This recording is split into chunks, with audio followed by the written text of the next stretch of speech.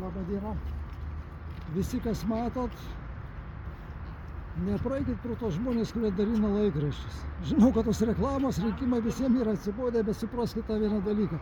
Kad vienintelis dabar yra žmogus Vaitkus, šitas žmogelis toks kaip ir aš. Labai mes abu panašus.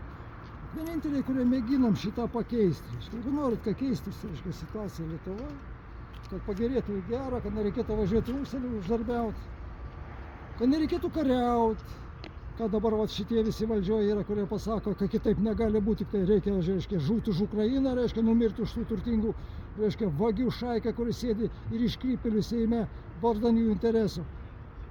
Jie nori tai, kad mes ten žūtume, bet mes turime turėti galvą ir apsispręsti. Jokių karų, taika turi būti, ir pradėti kur čia Lietuvoje tvarkytis. Nesvetimas valstybė žiūrėti, nesvetimėmi užpakalį lysti. Patys Lietuvoje turėsim tvarkytis. Aišku, reiks dirbti, reikės užsidirbti, bet reikia pirmą atsivalyti. Atsivalyti nuo svetimų agentų, atsivalyti nuo svetimų banko, atsivalyti nuo visų tų šiukšlių, kurios yra sulindę į įvairias įstaigas. Taip, kad junkitės, balsuokit kartu, padėkit ir pamėginsim pajudinti. Man atrodo, turėtų kažkas tai gautis.